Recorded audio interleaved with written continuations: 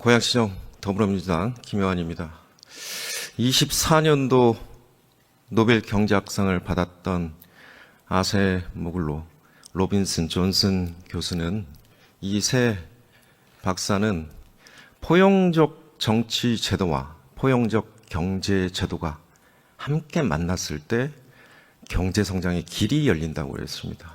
그걸 역사 제도학적으로 증명을 해내면서 노벨 경제학상을 받았습니다. 덧붙여서 권위주의적 독재적 시각에서 이 정부를 운영하면 그 경제 성장은 할 수는 있지만 오래 지속되지 못한다는 결론까지 함께 내리고 있습니다. 대한민국이 12월 3일 이후에 민주주의 위기를 맞았습니다. 그 고스란히 경제적 여파를 우리 민생이 얻어맞고 있습니다. 중소기업, 소상공인, 자영업자, 내수, 소비 추락으로 위기를 겪고 있습니다. 그 경제적 손해를 과연 누가 보상을 해야 될까요? 그 여파를 누가 메워야 되겠습니까? 저는 윤석열 정부에서 몸담았던 국무위원들 모두 책임 있지만 마지막 순간까지 국무위원을 붙들고 있는 순간까지 그 책임에서 자유롭지 못하다고 생각합니다. 우리 경제부총리께 질문 드리겠습니다.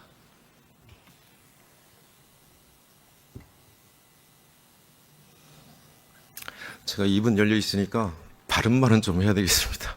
네. 잘 들어주시기 바랍니다. 그리고 뭐 그때그때 답도 자유롭게 해주시면 됩니다. 아까 예비비 얘기가 좀 나왔는데 저희가 2.4조 원 감액시켰죠. 총액이 4.1조 원이죠. 2차원인 계시지만 과거 평균 3년 평균 감액으로 처리한 예산이 얼마죠? 이거보다는 많습니다. 3년 평균은.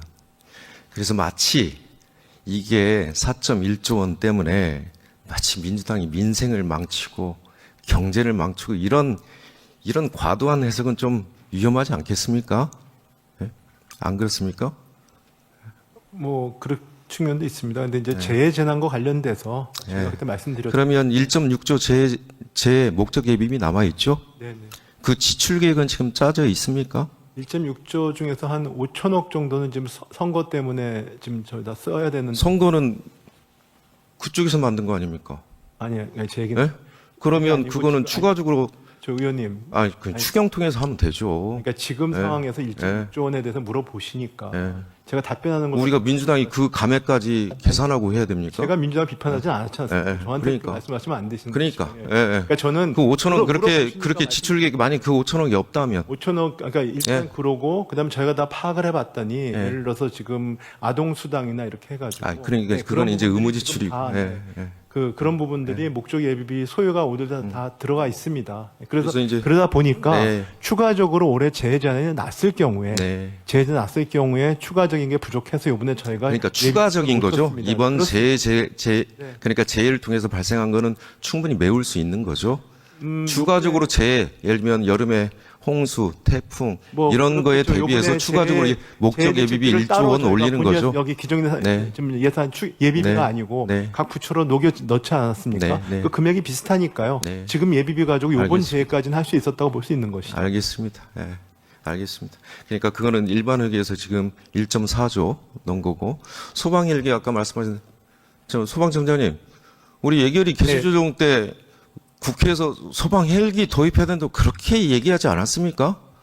그 정부 예산안에 반영 안 돼서 온 거잖아요. 안 그렇습니까? 예, 지금 현재 그리고 잠깐만요. 우리가 예산 뚝 내려주면 완제품이에요? 소방 헬기가?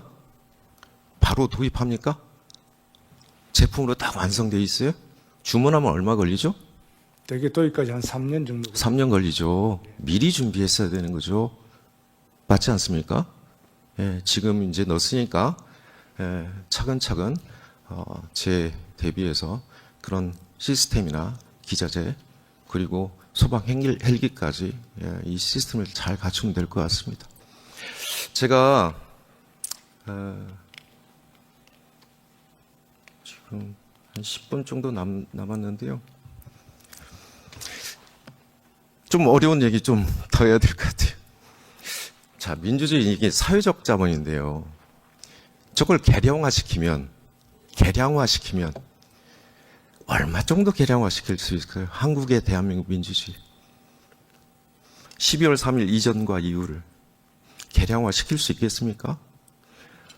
우리 선조들의 그리고 민주주의를 위해 헌신했던 피와 땀, 그 가치들을 어떻게 환산하죠? 이 시스템 복원, 광화문의 우리 국민들의 목소리, 사회적 비용, 이 전체를 어떻게 계량화하죠? 계량화가 안 됩니다. 그렇죠? 그래서 제가 모두의 아즈모울로 얘기를 좀 했습니다만, 우리가 단순히 생산하면서 이렇게 얘기할 때, 이제 F 안에다가 KLT까지 넣죠? 예? 그런데 그 바탕이 있습니다. 민주주의가 무너졌어요. 그러면 그 여파를 최소한 여기 국무위원들이 책임져야 되지 않겠습니까? 헌법 87조 2항. 국무위원은 국정에 대하여 대통령을 보좌하고 국정을 심의한다. 그 대통령이 위헌위법적인 일을 저질러서 파면됐어요. 여기 계신 국무위원님들, 대통령 어떻게 보좌하셨어요? 왜 위헌위법적인 내란 행위로 인해서 파면됐습니까? 국무위원들께서 책임지셔야죠. 안 그렇습니까? 헌법 7조 1항 국민 전체에 대한 봉사자이며 국민에 대하여 책임진다. 책임을 어떻게 집니까? 그 다음 얘기하겠습니다. 자, 경제성장이 아시죠? 2% 이하 떨어진 거. 그게 작년에 2.0 간신히 치르고요. 23년도에 1.4. 그리고 올해는 모르겠습니다, 제가. 그렇지만 비상계엄 이후 여파로 인한 수치는 있어요. 한국은행 1.6에서 1.7. 저렇게 1차 내수 소비 추락으로 인한 비상계엄 여파입니다. 2월 25일 1.5. 여기도 내수 소비 추락으로 하는 여파입니다. 관세 안 붙었습니다, 아직. 이게 다 비상계엄 여파. 그리고 예정처만 관세 여파를 좀 집어넣었어요. 기재부. 원래 애초 예산안이 2.2였잖아요. 근데 1.8로 1월 2일 날 신년 경제 정책 방향 발표하면서 바꿨어요. 아직 높죠. 그 다음 볼까요? 저 12월 말서부터 한번 보세요. JP모건 1.3, 1.2, 0.9, 0.7, 0.5. 그 이유는 관세 여파가 이제 예견이 된 거고요. 그 다음에 엊그저께 IMF 1.0으로 전망했고요. 내수 소비 추락 플러스 관세입니다. 예정처는 잠재 성장률까지 낮췄어요. 저 부대 의견에 뭘 달았냐면 좀 애둘러 표현했어요. 정치적 불확실성, 계엄, 비상계엄 여파입니다. 자, 0.2면 어떻게 되죠? 잠재 성장률? 우리가 올해 2,500점만 잡고도 0.1이면 2.5조, 5조지 않습니까? 잠재 성장률 5조가 내려간 거예요. 그렇죠? 예정처 말에 따르면. 예. 제가 계산해 봤어요. 저게 내수 소비 추락만입니다. 비상계엄 여파입니다. 4, 4분기 2.2조 마이너스. 0.5는 기재부 예측치를 넣으면은요, 더 떨어집니다. 그런데 제가 보수적으로 한국은행 예측치를 넣었어요. 마이너스 2.2조, 마이너스 9.2조, 25년. 내수 소비 추락만입니다. 관세 안 들어갔습니다. 자, 이번에 추경 12.2조, GDP, 효과 얼마 있죠? 네, 0.1%면 얼마죠? 지금 2,500조에 하면 2.5조입니다. 국민에 대하여 책임을 지셔야죠. 그 소상공인들, 자영업자, 중소기업들 11.4조는 최소한 경제 여파는 가져와야죠. 예? GDP 효과는 가져와야 되죠. 저희 GDP입니다. GDP. GDP로 계산한 거예요. 한국은행 자료를 활용한 겁니다. 원계열로. 11.4조는 가져오셨어야죠. 2.5조 가져오신 거예요, 지금. 저 금융위원장님. 예, 부위원장 있습니다. 예. 부위원장님, 1차 탄핵소추안 부결됐을 때 그때 시총 얼마 날라갔어요? 그때까지 12월 3일부터. 근데 시점에 따라 다를 것 같습니다. 시점에 따라 다르지만 제가 계산을 해봤더니 144조 날라갔습니다. 금융시장이.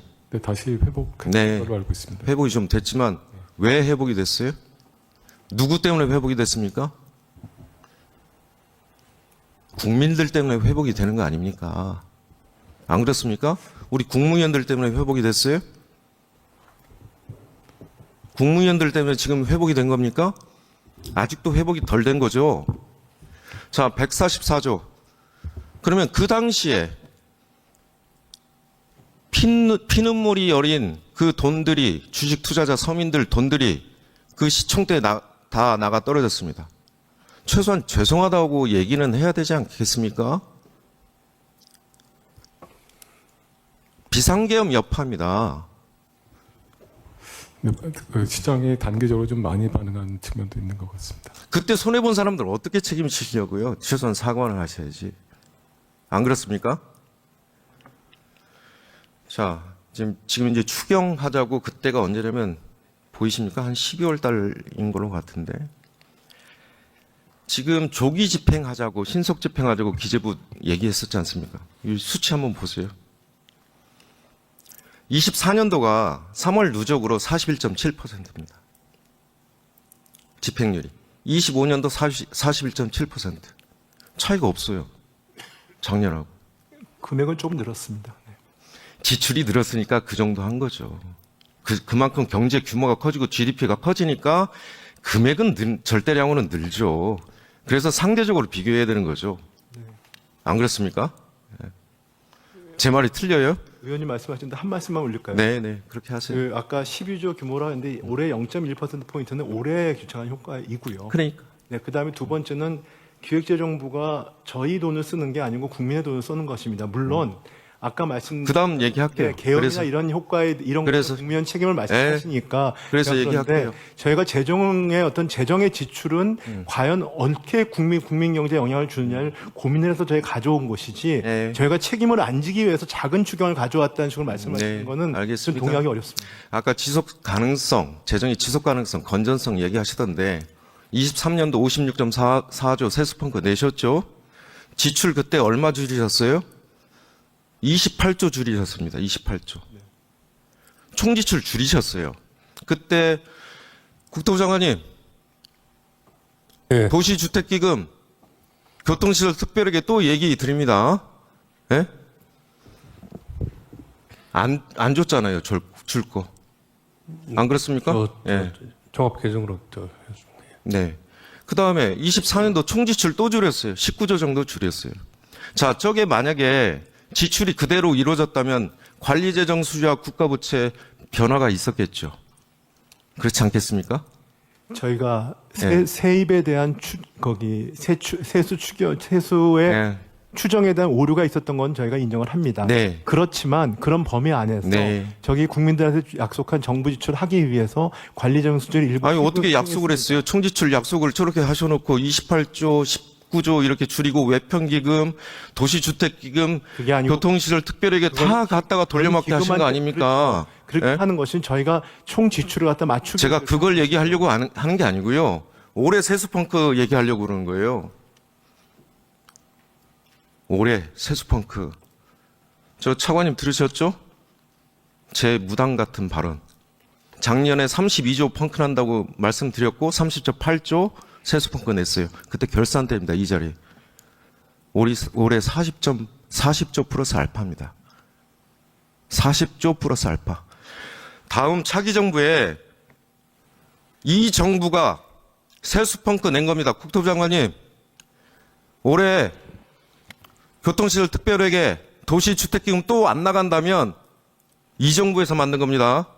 자기 정부가 만든 거 아닙니다. 네, 마지막으로 한 말씀 드리겠습니다. 그 세수 부분에 대해서는 여러 가지 것 때문에 저희가 뭐 하방 위험이 분명히 있는데 지금 위원님이 말씀하시는 건 올해는 뭐 그렇게 맞지 않을 것 같습니다. 네. 네, 그러니까 올해는 뭐 보시죠. 네, 네. 아니 그때 제가 맞지 않다고 그러지 않았었습니다. 마지막까지 지켜보시라고 왜 격려 안 하시냐고 저한테 뭐라고 하셨지 않습니까? 맨날 뭐라고만 하고 격려도 안 해준다고. 예, 예, 김영환 의원 정리해 주시죠. 네. 네. 자, 그러면 지금부터 잠시만 주목해 주시기 바랍니다. 제가 구독자분들을 위해서 선물 하나를 준비했는데요. 제가 항상 여러분들께 드리는 말씀이 있습니다. 뉴스만 평소에 잘 챙겨보셔도 돈이 되고 돈을 벌 수 있다라고 말씀을 드렸는데요. 여러분들은 여기 보시는 삼성전자 뉴스를 보고 어떤 생각이 드세요? 아니면 정치인들의 뉴스, 날씨 뉴스를 보고는 어떤 생각이 드시나요? 그냥 뉴스만 보고 끝내는지 아니면 이 뉴스를 어떻게 이용할 수 있는지 이 부분을 고민하고 계시는지를 되물어보고 싶습니다. 그 이유가 뭐냐 하면 제가 지난번에 여러분들께 뭐라고 말씀을 드렸었죠? 지금은 반도체 섹터를 눈여겨보셔야 한다고 말씀드렸습니다. 그리고 나서 이런 썸네일들 뉴스를 통해서 많이 보셨을 겁니다. 반도체 내용이 이슈가 됐을 때 부자들은 어떻게 생각한다? 반도체 관련주들은 뭐가 있는지, 어떤 종목이 가장 좋은지, 어디에 투자해야 돈이 몰리는지 자연스럽게 생각한다고 제가 말씀을 드렸죠. 그 이유가 뭐냐 하면 부자들이 봤을 때는 이슈가 곧 돈으로 이어지고 그 이슈가 나에게 돈을 벌어준다는 경험적 확신이 있기 때문에 부자들은 항상 이런 사회적 이슈를 관심 있게 챙겨본다고 제가 말씀을 드렸습니다. 이번에도 마찬가지인데요. 제가 지난번에 시청자분들과 함께하는 주식으로 수익 내기 이벤트를 진행했었죠. 당연히 100% 무료로 진행을 했었고요. 여기 보시면 아시겠지만 제가 지난번에도 구독이라고 보내주신 모든 시청자분들께 반도체 관련주 중에 가장 크게 급등할 딱 한 종목, 많은 종목도 아니라 한미반도체 한 종목을 여러분들께 추천드렸어요. 그러면서 여기 나와 있는 대로 정확히 얼마에 매수해야 하는지, 그리고 수익률이 어느 정도 나왔을 때 팔아야 하는지를 이런 부분들까지 여러분들에게 정확히 알려드렸었는데 지금 실제로 어떻게 되었다? 오른쪽을 보시면 아시겠지만 제가 지난번 문자 발송으로 이 한미반도체를 소개해드리고 나서 실제로 이렇게 5배 이상 어마무시한 상승이 나왔습니다. 100만 원만 투자를 했어도 무려 500만 원이 넘는 수익금이 생긴 거죠. 그래서 당시에도 굉장히 많은 분들이 제가 드린 이 한미반도체로 수익을 내실 수가 있으셨을 텐데요. 다시 한번 축하드린다고 말씀을 드리겠고 이번에도 마찬가지입니다. 앞으로도 2024년, 2025년 계속해서 기대해볼 섹터는 AI입니다. 그 중에서도 AI 반도체는 그 누구도 부정할 수 없는 미래성장 산업입니다. 그러면 우리가 어떻게 생각해 볼 수 있을까요? AI 반도체 종목 중에 앞으로 크게 대장 역할을 하면서 10배 이상 급등할 수 있는 텐베거 종목을 지금부터 열심히 추적해야 한다는 겁니다. 큰 돈을 투자하지 않더라도 월급의 일부분 아주 소액이라도 이 종목을 모아가야 수백 %의 수익률을 손에 쥘 수 있는 것이죠. 지금 여러분이 보고 계시는 이 유튜브 또한 AI 반도체와 아주 밀접한 연관이 있고 반도체야말로 대한민국의 핵심 산업으로 앞으로 더더욱 시장은 성장할 수밖에 없습니다. 그렇기 때문에 제가 이번에도 뭘 보내드리고 있냐면 지난번과 똑같이 구독이라는 문자를 보내주시면 제가 AI 반도체 관련주 중에 앞으로 대장주 역할을 하면서 주가가 가장 크게 급등할 한 종목을 여러분들께 문자 발송으로 종목명과 사고 파는 시점을 모두 알려드릴 건데요. 그 문자를 받고 여러분들이 주식으로 돈 버는 연습을 한번 해보셨으면 좋겠고요. 혹시라도 나는 주식을 하지 않는다 하시는 분들은 주변에 주식하시는 지인분들에게 말씀을 해주셔도 되고요. 아니면 연세가 있으셔서 투자가 어렵다 하시는 분들은 이 종목을 자녀분들에게 한번 사봐라. 이걸로 한번 수익을 내봐라. 이렇게 조언을 해주실 수도 있는 거겠죠. 그래서 지금 이 영상을 보시는 시청자분들 중에 나도 이번 종목이 좀 궁금하다 하시는 분들은요. 누구나 상관없이 그리고 어느 시간대나 상관없이 부담없이 010-2514-5930번으로 구독이라는 문자 보내주시면 제가 이번에도 똑같이 무료 추천 급등주 문자를 보내드리겠습니다. 이해되시겠죠?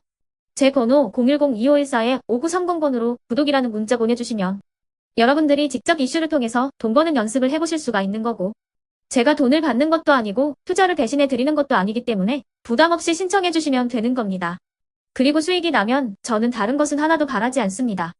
제 채널에 구독, 좋아요 한 번씩만 눌러주시라 이렇게 다시 한번 말씀을 드리겠습니다.